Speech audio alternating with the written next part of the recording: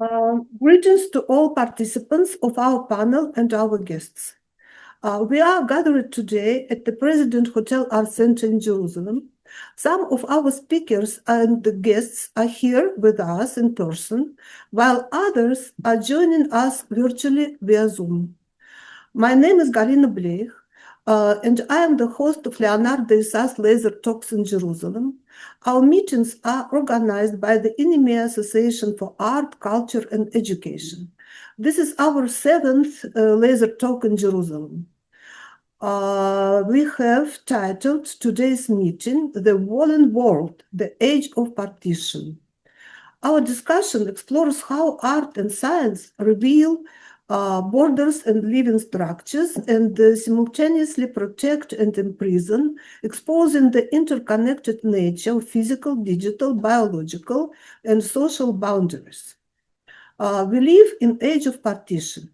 Physical walls are rising faster than ever. Digital borders divide the information space. Biological boundaries between organisms and technology are becoming increasingly blurred. And social frameworks shape our interactions. These geopolitical, technological, corporeal, and symbolic borders are deeply interconnected and mutually constitutive. The laser talk examines how artistic and scientific practices help us detect, articulate, and rethink the process of borderization that define our present. Speaking personally, I can say that in my everyday life and in my artistic practice, I constantly encounter the problem of various forms of boundaries and divisions. That's why I'm very excited to hear from our wonderful speakers today. I would like to thank our regular partners, CYLAND and Adam, for their support, as well as Daria Kessler, our steadfast moderator, who always creates a warm and inspiring atmosphere for our talk. Daria is a cross-disciplinary researcher and artist. She works with human and machine-generated text, sound, documentary formats, sense, and video art. She is interested in using modern technologies and science to foster empathy toward all species and to explore new ways of the co-living between technology, humans, plants, and animals. Daria holds a master's degree in art and science from ITMO University with a focus on hybrid technological and bio art. And now I'd like to pass the floor to Daria, who will introduce today's speakers. Thank you. I'm really happy to be here today, Galina. Thank you for your super nice and warm introduction. So shall we start? I would like to introduce our first speaker, and today is going to be Lila Chag. She is the coordinator of Jerusalem Laser Talks. She's a brilliant artist, designer, and science art researcher based in Jerusalem. Her interdisciplinary practice spans new media, bio-art, dendro art, AR-generated art, video photography, and installation. She holds a PhD from the Art and Science Department of Sorbonne University and is a postdoctoral fellow at Berlin University, researching AI-driven directions in bioart. She is the author of Contemporary Practice in Bioart, When a Tree Becomes an Artwork. Her book was published in 2023 by Cambridge Scholar Publishing. And in that work, she introduced the term dendro art into international discourse. Her work has been shown internationally in venues including Ars Electronica, Borderization Art Museum, Negev Museum of Art, Museo Orte Botanica in Rome, Matsuda International Science Art Festival. She has received multiple awards, including recognition from WMF, Prompt Magazine, Chang'an University, IIF, and Project 59. Chuck coordinates Leonardo, as already told you, and she is a teacher and a lecturer at Shankar College. She teaches art, biology, and ecology. So please welcome. I'm going to share the floor. Hello, everyone, and welcome. I'm truly delighted to see you all at another Laser Talk Jerusalem, where we continue exploring the intersection of art, science, and society. It's always a pleasure to bring together voices that challenge the way we think about the world tonight through the lens of borders and communication. I first saw Maxim Imanov-Fadeyev's new work on Facebook and immediately thought he must be part of Laser Talks. His project Borderization examines the proliferation of physical, psychological, and digital borders, asking whether they protect or imprison us. Maxim's work combines data, history, and visual storytelling to reflect on how borders shape our lives. Olga Remneva, PhD, has been a dear colleague for many years. Back in 2022, she created a Telegram art chat in Israel connecting over 4,000 artists, designers, curators, and scholars. I also invited her to our final exhibition in my course, Art, Biology, and Ecology at Shankar College. Tonight, she explores the border between the so-called us, showing how communication across humans, other species, and even machines exist in a constant tension between understanding and misunderstanding. Victor Wachstein, PhD, is a remarkable sociologist whose lectures in Israel are always fully booked months in advance. His perspective on society and history is truly unique, and listening to him is a pure intellectual pleasure. In his talk, No Borders, No Communication, a blind spot in globalization theory, Victor reflects on the micro and macro borders that make communication possible, challenging us to rethink how borders function in our globalized world. Together, these three speakers invite us to look at borders in multiple dimensions: spatial, social, technological, and conceptual. I am thrilled to have them with us tonight, and I hope you will enjoy their talks as much as I do. Now, I'd like to hand over to our wonderful moderator, Daria Kessler, who will introduce the speakers in more detail. Thank you so much, Lina. So let's continue, and I'm really happy to introduce our third speaker, Maxim Imanov-Fadeyev. Wow. He's a multidisciplinary artist. His practice centers on the post-national, a critical examination, nation states, and the system that shape how we move, belong, and identify. This includes borders, passport, and migration. Alongside this critical lens, he explores speculative possibilities, utopian models, ideas of unification, and alternative ways humans might organize and cooperate beyond national frameworks. Through his practice, he seeks to provoke reflection and create conditions for a more harmonious and cooperative world. He works across many mediums, including sound, audiovisual, installation, research-based art, speculative design, performance, and hybrid forms. He holds a master's degree in digital art with excellence from Far Eastern Federal University. His work has been exhibited internationally, including at the Jerusalem Biennale, National Center for Contemporary Art, Electron Museum in Moscow, Go East Festival in Wiesbaden, Germany, and the Primary State Art Gallery in Vladivostok. So now I'm really happy to give you the rolling position. Please take the floor. Thank you for your introduction, and thank you for inviting me to speak about a topic that I'm so interested in. It's a pleasure to be here. Currently, I'm developing this area of post-national, which is quite an abstract term, but for me it includes ideas of unification, different forms of organizing societies beyond nations, states, and also different narratives that are used as forming ideas for national identities and narratives of nations themselves. But we live in such an interesting and disruptive time today. I decided to look up what's happening with three subjects for a series of works that I call Post-National One.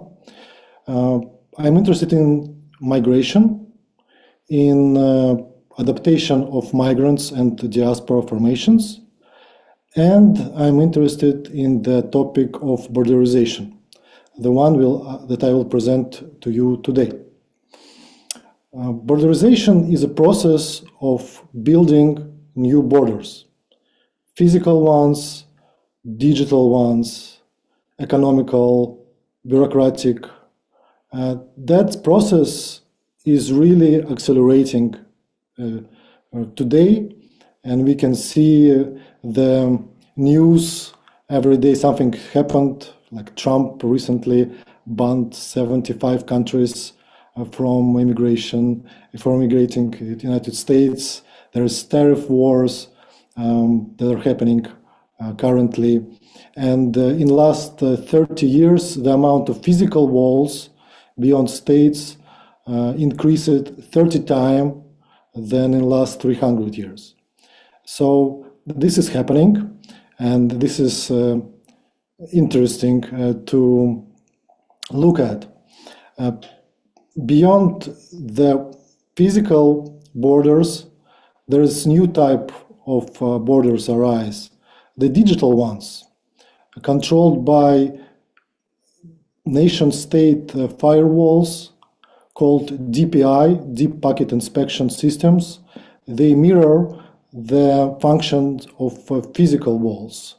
They filter information, they grant or block access, and they also provide surveillance to traffic that passes through them. Also, this process of borderization is based on phenomena of psychological borders, because the discourse itself drives this stack of borders to be built. The ideas of other in today's discourse are becoming quite aggressive, I would say, in many forms towards certain groups of people or the others as a group, as an abstract phenomena. And today I'll show you a work that is a video that composed of many different animated scenes, each scene based on software. It's a different program that can run independently, but for our presentation, I just compiled them into a video. And you will see three big categories of animation. First is metaphors, how I perceive borders and the process that borders are going through today. Second is illustrative, like deep packet inspection systems, for example. And third one is data-driven visualizations that are based on data sets for borders that are being built, satellite images of real walls, visa restrictions, economical tariffs, stuff like that. One mentioned that Zoom is a little bit picky with video, so it's gonna be a little bit jumpy. We just tested it, so keep that in mind. And one more thing. We will see the linear video, but for the exhibition that I'm currently working on, I imagine this work to be shown as a multiple screens type of installation, so the viewer can experience these global processes all at the same time, and so they can feel this process of globalization and fragmentation happening all over again and around them. Without further ado, let's roll the tape.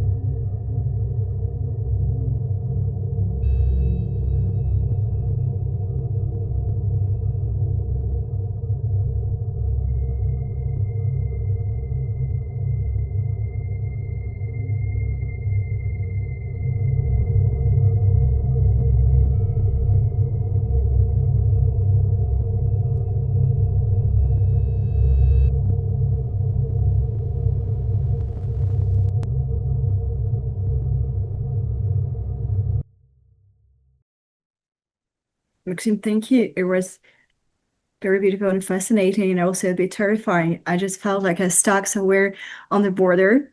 And even if I have like a pass and like a visa or whatever, there is no guarantee that I gotta pass through the border. So it's gives like very powerful feeling of being somewhere under control of different systems without having a knowledge how to pass. Thank you for your feedback. Yeah, it was very, very jumpy. Yeah, but thank you nonetheless. So thank you very much. I really would love to continue the conversation about your work in our question section. And now I'd love to introduce Olga Rimnova. She's our next speaker.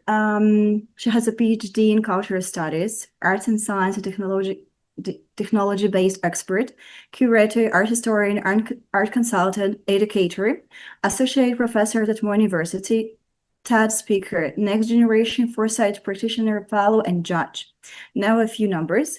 Olga has created 10 exhibitions, 40 plus educational programs she has designed, 500 plus hours of lectures and public talks she has given, and more than in 20 cities she has held an international online events.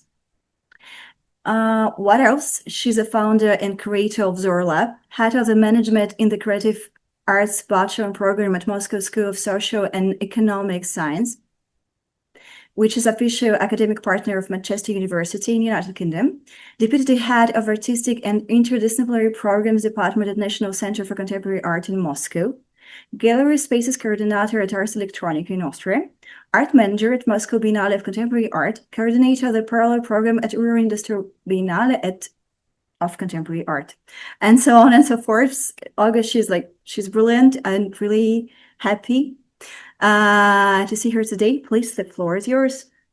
Thank you for such a warm introduction. Now I have to prove that I worth all those numbers, but I'll try. Before I start, I actually want to thank Maxime for the video of the work, because I feel very disturbed right now. Actually, that would be better for me if I would go first. But now I try to like a little lighten up, maybe even an atmosphere, because I will share 3 projects of different artists. So now like it's the curator's talk, I would say, and I would continue to explore the notion of border, but I'll download this level to us. And what I would do, I called it play, like in 3 parts, and 3 projects would be highlighting different aspects of borders that we have now. First one is like, how can I hear myself in the world of machines? Because there is a definite border between me and machine. Second one, the border between each other and how we can hear each other. So I basically explore communication, yes. And the third one, it's about hearing the other, but if the other is a robot, what would we do? How we define those communicative approaches, and how would we explore and transform our communication? And I'd like to start with actually a pretty sarcastic project by loved by many artist group Quadrature. Scope is the quite recent project of 2024, and it explores astrology in contemporary days. What they do it very in a very wicked way. They decided to give us yet another planets, yet another artifacts of the skyline that define our soul and define our destiny.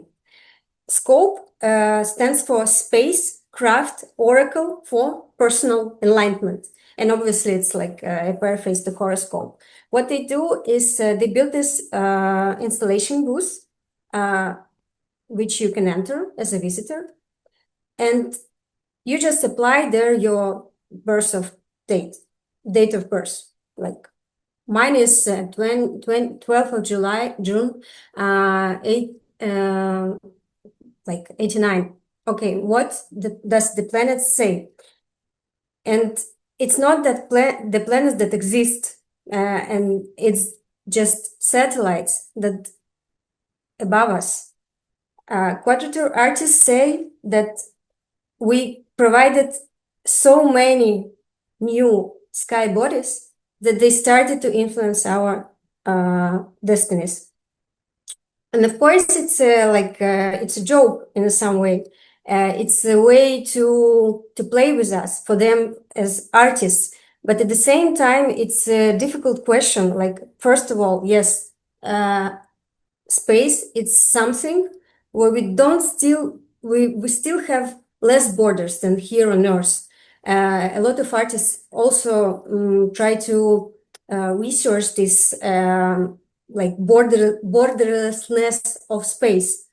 But it's not that easy because there are a lot of space garbage and there are a lot of satellites and there are a lot of hidden tech objects that already there and they've been there for like last 60 years.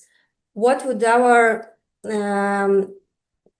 destiny reply to that? How they will influence to us here on Earth? And the artwork tries to show us new divinatory signs, like they like an oracles in this. You just go there, you print your birthday, and all the satellites that surrounds the Earth, they would go as your personal space guardians, either bad or good. And what they do is, I like this quote of the project, merging objective data with subjective truth. This results in a unique work of hyper-speculative satellite astrology. I like how they put it, really. Born from human longing for meaning and our deeply rooted desire to imprint our existence onto the world around us. We have created a new sky. Now the sky recreates us. So where is this border? It's for me, it's like understanding myself with what we already produced as humanity in a technological way, but yes, we defined by technologies around us. And even if that technology is not really that seen, because we don't see satellites like every now and then, it's not that present as, for example, our mobile phones, but still, it influences our lives. And they just put it as an artistic group, they just put it as a way to show our destiny in some sense. And I like this irony because it's not just being direct in the meaning of border, but it's still very there. We can feel it. We don't see it there about this on the sky above us, but it's still very present in our lives. And this is how they connect the objective data with subjective truth. So that was the first part.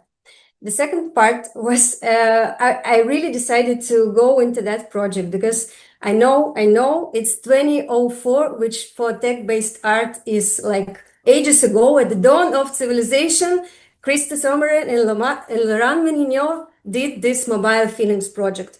But I decided to put it in here because I think it's still very good to describe what we feel today in terms of technology and the communication between us via this technology. So basically, this project is like two simple objects. You just take one in your hand, and another person, if he or she takes it, they would feel your heartbeat. And what's more personal than heartbeat? Like you just give away your secrets immediately and giving it to the hand of another person. Yes, I see the hand. No, I wanted to just, sorry, it was the wrong button, but great work, very, very interesting. Thank you for sharing. Yeah. Actually, I do think this is a great work because I experienced it myself like long ago. And that was something, I would call it even existential, because I just came into the room, I took this egg, and it just started vibrating in a rhythm of heart. And I knew that another person is there in like behind the wall, and it was like, wow. So I am communicating with another person who's just there, but I don't do it verbally, or I don't do it visually. I do it via his body signals. And it's very sensitive, I think. And what our authors do here, they also say about privacy and about this feeling that, as she put it, feelings can be local and global. Your feelings can be broadcasted anywhere, but the question is, do you really want it? And I think this is a very fair question. So we can be closer to each other using this tech. And that basically what our mobile phones gave us at the very beginning. That's why it's mobile feelings, obviously. But do we really feel closer? Or do we really ready to share that much? So that is the question. It might be a door between the wall to each other using this tech, but it might be yet another wall we have to go through. So that's an open question. And I think this project speaks beautifully even today, even like 22 years ago, sorry. And the third part is maybe in a way one of my favorites projects, like from all the times, because I co-produced it, and it's called Repeat Name.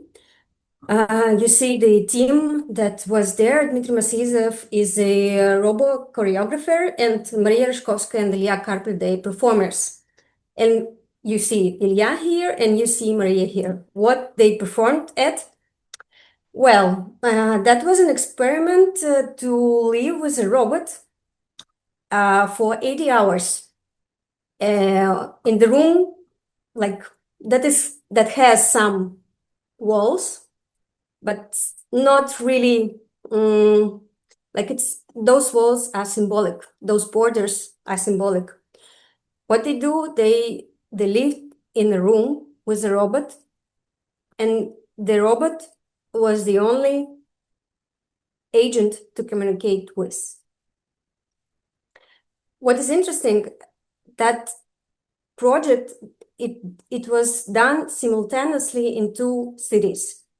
At the same time, robot did the same movement for every room, but the scenarios, they were absolutely different, because the difference went in the direction where our humanity lies, actually. So our human reactions, because Ilya was like very distant from the robot. He didn't want to really build this communication. He was like observing and even given it like a stare, like I don't like you. Whilst Maria was the one to give herself up to the machine, tried to communicate with it as much as she could, try to work with it and play with it, and like the action itself was very beautiful. And participants, they could see those differences in those 2 rooms with those 2 robots and 2 people, and the scenarios was absolutely different. And this project lies in a form of endurance art. It's quite hard to be there in the room which you don't leave, and like you just live there for 80 hours, and you even sleep there in the building without any people in the night and a lot of people during the day. And the only one who you can talk to is a robot. And I think this the thing that we communicate with machines and sometimes they are the only creatures we communicate with, is something we can really, really feel today. Of course, here it's like more exaggerated. It's an artistic project. It's a robot, but our phones do pretty much the same. And as the author of the project put it, robots are dangerous, soulless creatures that can cause harm and not even notice it. That is the particular spooky mysticism of what is happening during the performance. Because, yes, when you see this project, when you see this performance, you start to feel that the robot is alive, but it's not. And this is something that strikes you at some point of time. And even for the performer, sometimes like you can see that there is a connection that like almost the same as like group of friends might have, or like me and my lover, but it's robot. And this is something to try on, to explore. There's some filter that's just there because we are still not the same, and that what is highlighted by the project. And I wouldn't say that this is a conclusion. I would say that I just want to put an open question, like, do we have fewer borders having all those tech stuff around us, or have we created new ones? And I don't know the answer. I think that many artistic projects shows us different paths. And sometimes the answer would be, yes, definitely, this is the help that we waited for. But sometimes it would be, no, I think it's yet another border. I think it is yet another filter that we have to like look through.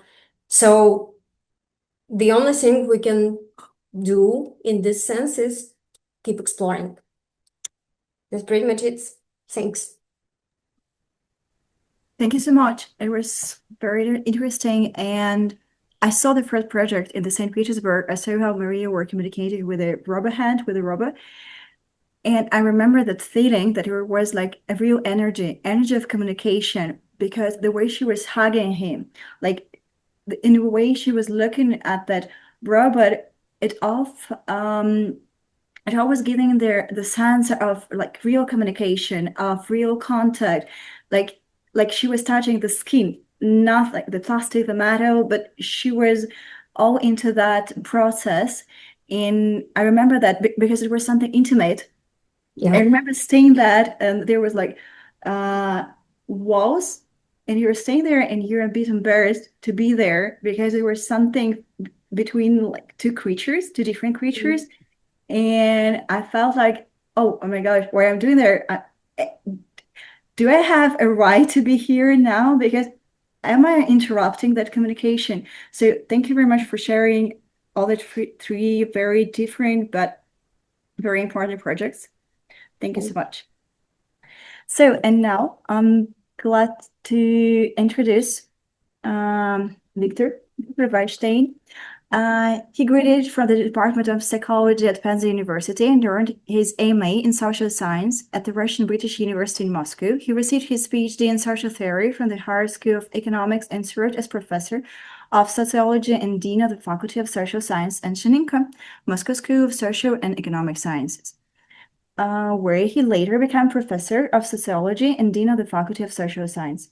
He's the author of 9 books and 150 scholarly articles, and has twice been included in the list of the 100 most cited Russian-speaking sociologists. In September 2021, following the arrest of colleagues and a raid by the Russian Federal Security Service, Weinstein left Russia, declared a foreign agent by the Russian authorities. He joined the board of the Theodor Shanin International Foundation and became one of the founders of the first Russian university in exile. The Faculty of Liberal Arts and Sciences, FLAS, based in Montenegro, created by former Russian British University faculty. He is currently professor and head of Department of Sociology at FLAS.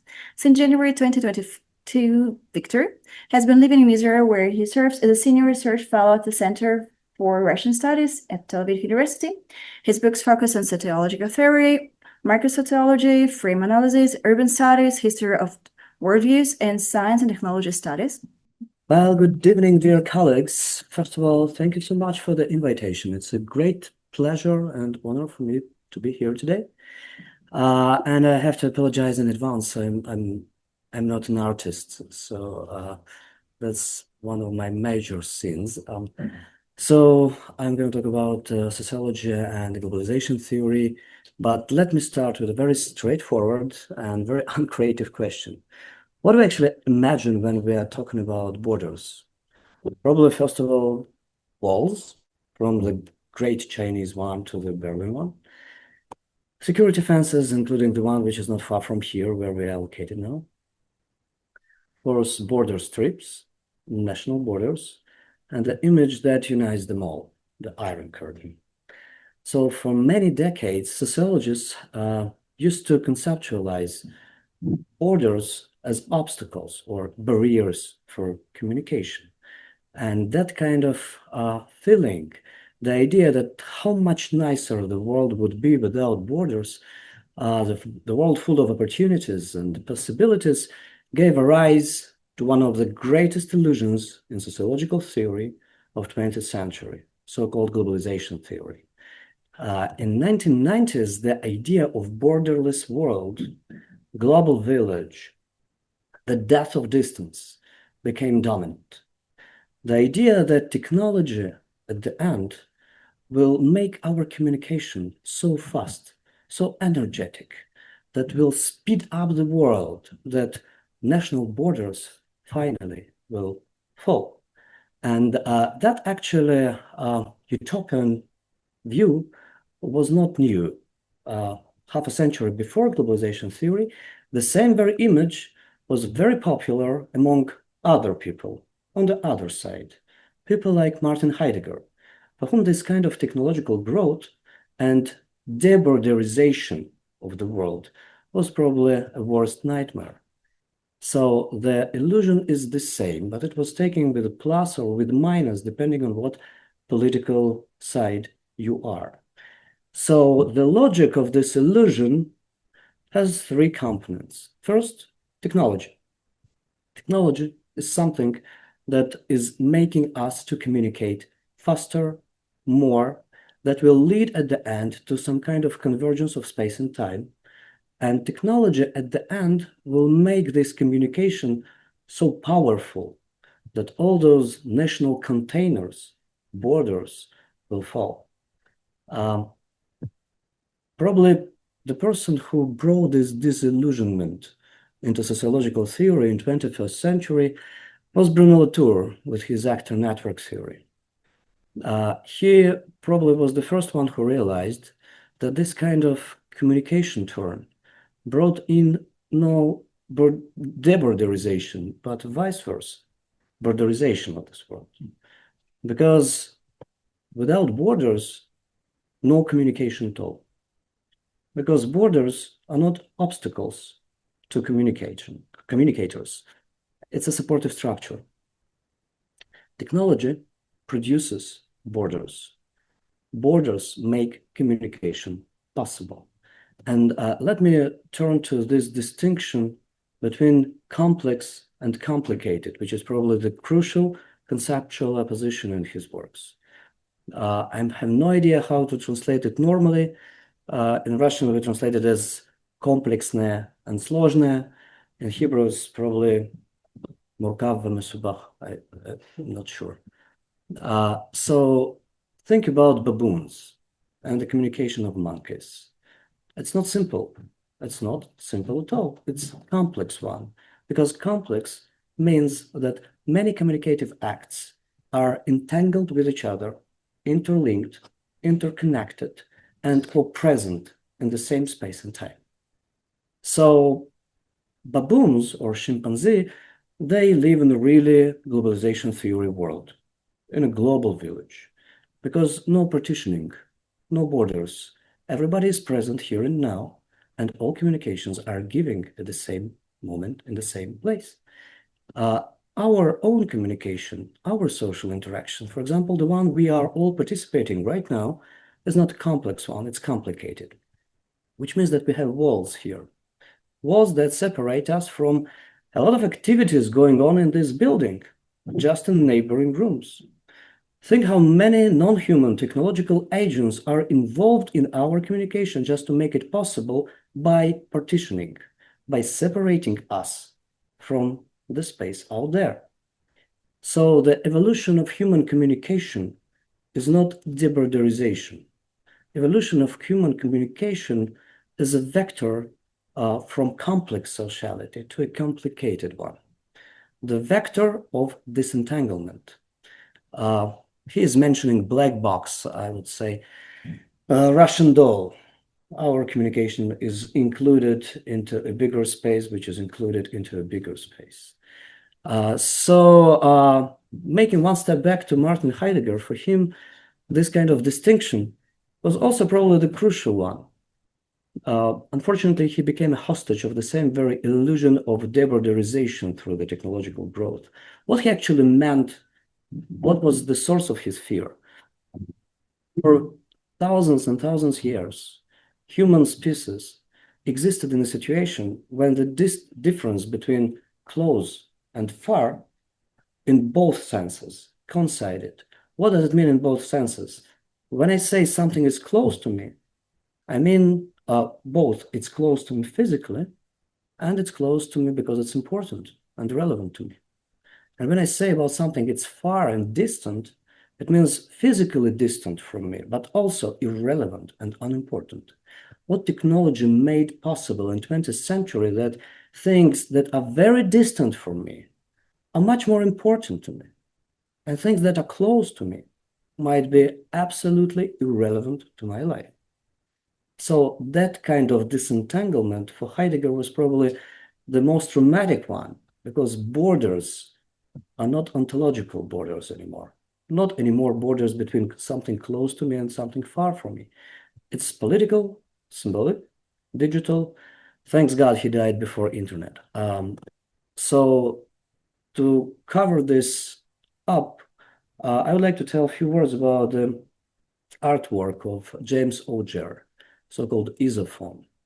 In order to show this kind of Heideggerian nightmare of non-distant but remote world, he immersed a lot of people in the sensory deprivation tanks and made them talk with each other through the phone. So, Nokia connecting people, disconnecting families. So in order to connect people again, he had to build not just walls, but some kind of very autonomous supportive structure for communication. And the last thing I wanted to say, that this process of entanglement, disentanglement, connection and disconnection, borderization and deborderization is asymmetrical one. In order to connect 2 points in space, you need to disconnect both of them with much more complicated technological systems, not only technological ones. Because when we're talking about walls, sensory deprivation tanks, and so on, we're talking about micro borders, like here and now. Even in order to organize this Zoom meeting, we need to separate yourself from your surrounding, to be more present, like a drone operator with the people in Zoom than with the people in the very room where you are now. So the asymmetry between entanglement and disentanglement means that the same very process we can find on macro level, on the level of states. We live not in a post-national world. We live in post-global world. In a world where borders will be growing every day more and more, because they signify this process that was called by Niklas Luhmann, one of the greatest social theorists of 20th century, Ausdifferenzierung, differentiation, or operational closure. If you have something close, it should be closed. And the very idea that you can remove borders in order to strengthen the communication is just like removing walls in order to strengthen the roof. It's not going to work this way. Thank you very much. I hope I'm in time. Thank you so much. No, please stay because we didn't know for that. Thanks. I'd just like to invite all our speakers to participate in our question section. Let's stop sharing, but not caring. Thank you so much for your presentations, for ideas. We saw 3 different gazes on the question, the gaze of an artist, of a curator, and a scientist. And now let's try to have maybe a short conversation and to share some ideas together. What I would love to say is, as far as I know, all our speakers, they share one common experience with the borders, some form of relocation experience. So talking about that, I would like to ask Maxime, what do you think about, are you using that like experience in your practice? And could we say about some form of emotional borders, which are invented now, reinvented now? How do you, what do you think about that? Do they exist? Is it some form of a common and shared experience that emotional borders, or it's more a personal thing? Do you have any like thoughts and ideas about this? Okay, you asked 2 questions, right, about personal experience and relationship to my work and emotional borders. So I will start with first one. Of course, immigration affects, I guess, everyone, and I have an experience of double circular immigration, if I correctly mark what happened. So I moved to one country, then to another country, and then came back. And I hope I here temporarily, but time will tell for sure. Of course, it's affected the topics of my research because I mentioned immigration, diasporas, and borderization today. But also I think that there is huge impact of traumatic experiences for people and for nations as well. For example, you sent me the question beforehand, and I had time to think about it, and I remembered terrible experience at school, in elementary school. I have very sadistic teacher. She weighed 200 kilos and had purple hair, and she was very strict and had some weird pedagogical methods. But once she asked a very good question. She asked the class, who are you? This was a question about identity. And I answered, I'm a human. She asked a follow-up question, but are you a Russian? And I answered wrongly, which I soon found out that I'm not. Her face and disgust of her reaction tell me a lot. And that was the beginning of me thinking about what this question was about. What does it mean to be a Russian? What is like Russia? What is this national identity is about?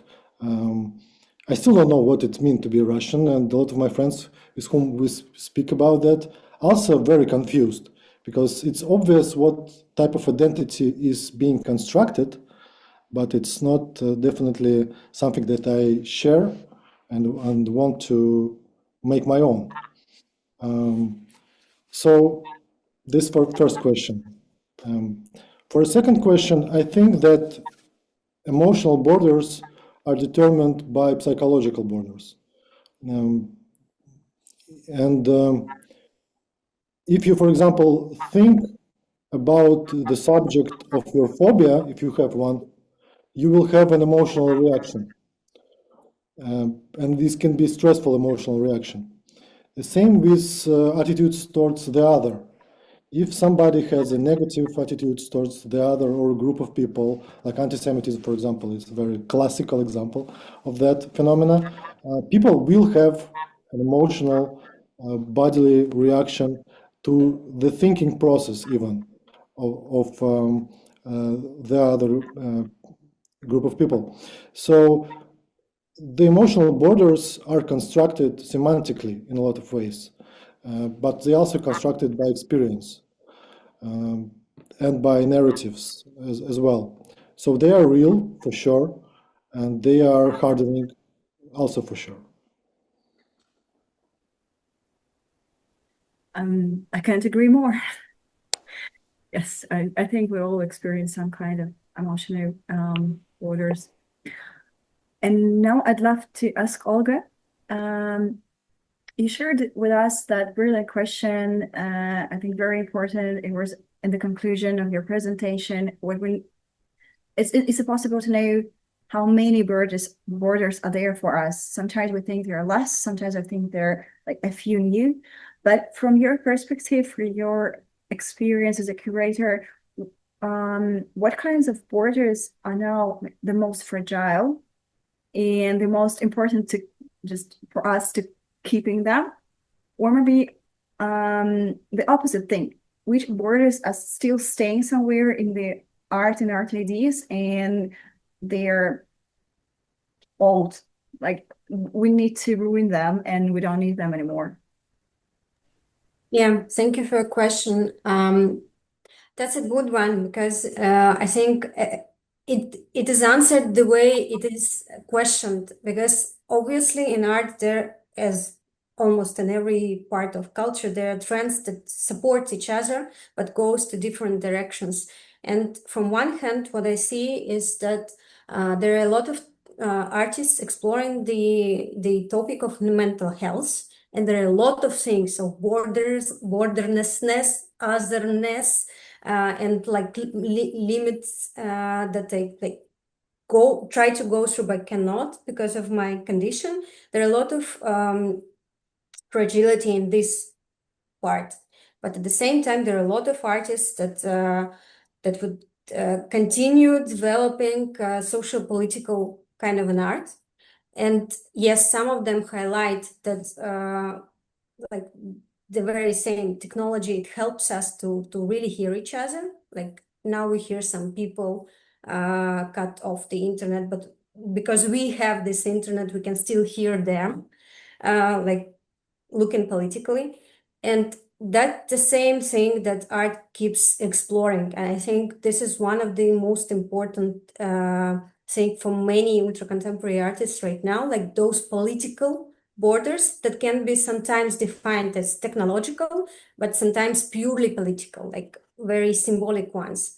So I would go like from very, very deep thing in the inner world to the like very extended outer world, like which I'm not even which I don't sometimes want to be a part of, as Maxime just said, like this kind of thing. Thank you so much. And one more question, Victor. You were sharing with us a few different perspectives on the question, but as I understood, to sum up, we need borders, and we're gonna keep at building new borders, and we can see them as something positive. They're not disturbing us. They might disturb us, but still we need them just to form our communication and to form our society. But as you also shared with us, there's also that idea of deborderization. It's also, every time we have that circle somewhere, somehow we are starting to imagining that utopia of deborderization, of connection without any wires. What do you think, from your perspective? We have in the nearest future one more circle, one more, one more tab to find that deborderization, utopian heaven. It will be back. It will be back. It will be back, but not for long. The problem is that the very communication theory tells you that if you want to have a meaningful communication, build a wall. You start building walls. You start building walls between you and the person you communicate with, because otherwise it's not communication. So the less borders you have, the less meaning your communication has. So as soon as this will for meaningless but open world is very strong, that utopia and dystopia for people like Heidegger will be back. But what is important here and why this kind of migration of ideas we observe is that it's not only about political theory or sociological theory, it's very deeply connected with moral philosophy. Because moral philosophy is pretty much about presence. As when I'm asking you, Mayeshla, it's where are you now? In Russian, I would ask you, where are you? Not asking like, where are you physically, but where are you with your thoughts, with your feelings, with your emotions? And the place is more than just a place. It's INEMEA. I'm here and now, and I'm ready to respond, and I'm taking responsibility for what I'm doing. In this kind of remote world where nothing is close for you and nothing is far enough, there is no such thing as moral responsibility, because you are not standing with two legs on the ground, on one particular bordered side of the ground, which is actually not just a physical space, but also a moral position. So because moral philosophy has some kind of privilege, it's a core of sociological theory, political theory, communication theory, theory of political sovereignty, and so on. This idea of borderization and deborderization will be coming back and forth for a long time. So we'll continue to experience different form of connection and disconnection. For good or for worse, we don't. We don't know, but we're gonna experience. Yes. So thank you so much. It was a real pleasure. I think it's also was it was a deep conversation because we had so much new ideas and things to think about and also to feel them, to experience them. So let's stay moral. Sorry. Thank you. Thank you so much. So now I'd love to ask Alina, please, the floor is yours. I would like to thank our speakers for their great contributions. I truly enjoyed today's presentations, and I hope our audience enjoyed them as much as I did.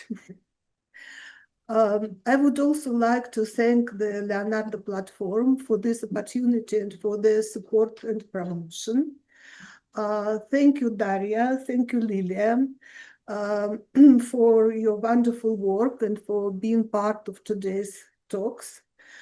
Special thanks to CYLAND and Adam for their collaboration and support. And I hope to see you again soon. Bye. Thank you so much for Thank you. Bye.